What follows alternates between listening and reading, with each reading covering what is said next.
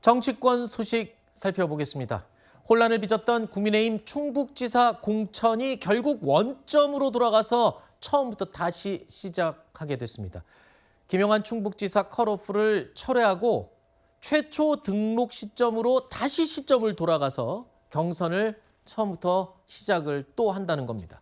박덕흠 공관위가 출범한 지 반나절 만에 이런 결정을 한 건데요. 속도감 있게 공천 혼란을 수습하겠다라는 의지인 것 같습니다만 어떻게 보십니까? 전 법원의 결정을 존중한다는 의미인 거죠. 아, 그래요? 왜냐하면 이제 그 경선 배제 결정에 대해서 그 효력이 정지된 거기 때문에 네. 그럼 경선 배제가 안 된 거고 네. 그래서 경선 배제 결정 대상자가 이제 들어와서 다시 한번 경선을 해야 되는 거기 때문에 네. 그런 부분은 이제 법원의 그 조치를 존중한다는 의미도 있지만 다만 이제 저희가 혼란스러운 부분이 있죠. 네. 저런 조치 있고 나서 그 이후에 사퇴 의사 표명하신 분들에 대해서 네. 이걸 또 어떻게 할 것인지에 대해서는 공관위가 좀 곤란한 상황이다 이렇게 생각이 됩니다. 지금 그게 이정현 공관위원장이자 전 공관위원장 사퇴를 했는데 지금 어디서 뭐 하는지는 지금 언론에 노출이 안 되고 있습니다만 지금 워낙 상황이 급박하기 때문에 지금 이정현 전 공관위원장에 대한 책임을 물을 상황은 또 아니잖아요. 지금 더 시급한 일들이 많기 때문에. 책임 묻는다라는 것은 이제 선거 결과 이후에 그 공천 과정이나 공천 룰에 대한 평가가 이루어지는 것이고 선거 목전에 두고 누군가에게 책임을 묻는 이런 목소리가 나오는 것은 상대당이 아니면 사실 바람직하진 않아 보입니다. 알겠습니다. 자, 그렇다면 이제부터 국민의힘의 충북지사 경선은 어떻게 진행되는 건지 궁금합니다. 최초 등록 시점 기준으로 돌아가서 경선을 진행할 예정입니다. 예비 경선을 실시하고 이를 통과한 후보가 현역 도지사와 1대1 경선을 치르는 방식으로 진행될 것입니다. 그건 본인 의사에 달려 있는 거고요. 원점으로 돌아간다는 것은 이제 추가 공모하는 게 아니라 그분들을 대상으로 경선을 치르겠다는 거죠. 그럼 추가 공모 때 접수한 김수민 전 의원이나 포함되는 거죠? 김수민 의원은 사퇴를 했잖아요. 본인이 사퇴를 했기 때문에.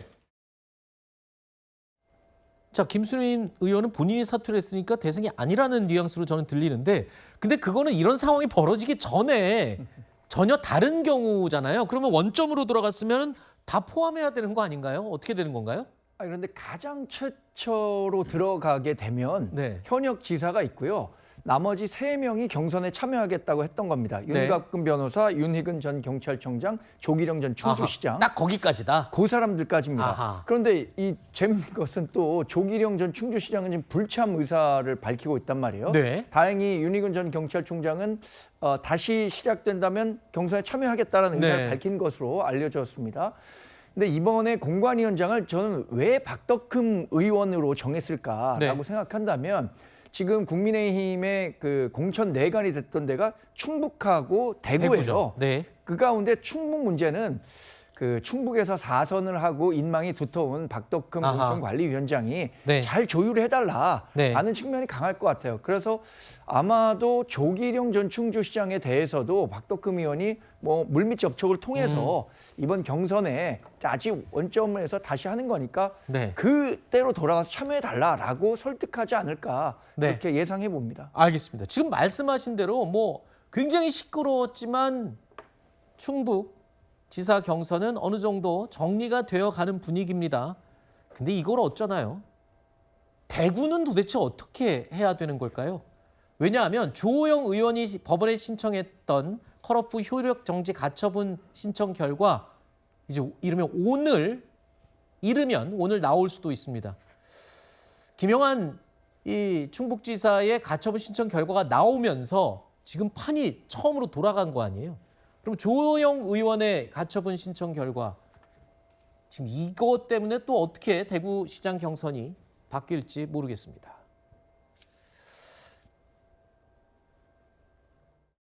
다음은 최원석 부장님의 말씀을 주가 있다고 적어요. 주가 그렇지 않아요. 다음은 당헌 당규에 따른 공정한 민주적인 공천 그리고 민주적인 경선만이 모두를 성공시킬 수 있고 승리로 가는 지름길이라고 생각합니다. 국상 지방선거 국민의힘이 승리한다! 승리한다! 우리 부의장님 진짜 고생하셨어요. 나누고 계십니다. 시도 통합이 안 되고 고생하고. 통합해 주셔야 돼요. 오늘 중으로 나올 거로 예상합니다. 컷오프 제도의 본질에도 반하고 스스로 정한 어느 기준에도 해당하지 않아요. 저는 당연히 인용돼야 한다고 보고 있죠. 지금 서울 남부지방법원에서 이 국민의힘 컷오프 효력정지 가처분 신청을 담당하고 있습니다. 인용 결정 한 번, 과거에 최근에 있었던 이 가처분에 대해서 인용 결정이 한 번, 충북지사 김영환 지사에 대한 가처분 인용한 거죠. 저것 때문에 이제 충북지사 경선 원점으로 돌아간 겁니다. 그리고 기각 결정이 또 한 번 났죠. 포항시장과 관련해선. 그리고 이제 이번 순서가 대구시장 주호영 의원의 가처분 신청입니다. 이게 앞선 결과들이 있기 때문에 어떻게 예측을 할 수 있을지 모르겠습니다만 어떻게 보십니까? 글쎄요, 지금 법원에서 아직 가처분에 대한 인용 불기각 여부를 말씀 주시지 않고 있기 때문에 뭐 저희가 지금 현재 상황에서는 그냥 추측할 수밖에 없는 상황인데, 보통 정당의 어떤 이 공천과 관리된 부분들은 이 정당의 자율성을 최대한 보장하는 측면을 많이 하는 것이 그동안의 관리였었습니다. 네. 그럼에도 불구하고 이번처럼 이렇게 법원에서 정당에서 제기하고 있는 어떤 이 가처분에 대해서 인용을 많이 하는 사례도 찾아보기가 어려웠던 것이 아닐까라는 생각이 들고요.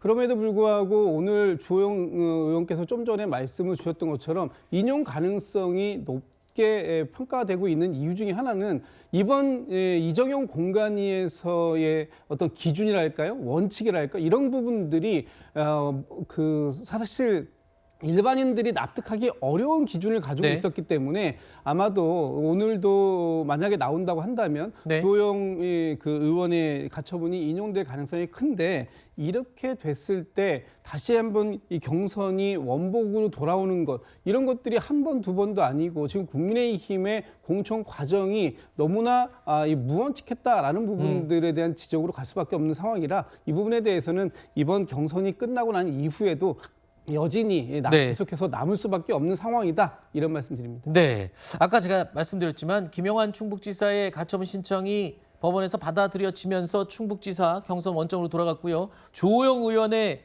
이 가처분 신청도 만약에 법원이 받아들이면 대구 경선도 또 원점으로 돌아가는 게 아니냐, 이런 예상들이 많이 나오고 있어요. 근데 문제는 또 여기 하나가 더 있습니다. 주호영 의원이 경선에 복귀를 한다면 그럼 같이 컷오프 됐던 이진숙 전 방통위원장은 그럼 어떻게 되는 거냐, 이거죠. 이진숙 전 위원장의 입장입니다. 만약에 제가 가처분을 신청을 안 했기 때문에 저를 다시 경선 버스에 탑승을 시키지 못하겠다, 이런 결정을 한다 그러면 정말 대구 유권자, 대구 시민들의 걷잡을 수 없는 분노를 살 것이라고 생각합니다. 저는 대구의 주호영 의원이 낸 가처분 신청 결과와 상관없이 9명 전원이 경선 절차를 다시 밟아야 한다고 생각합니다.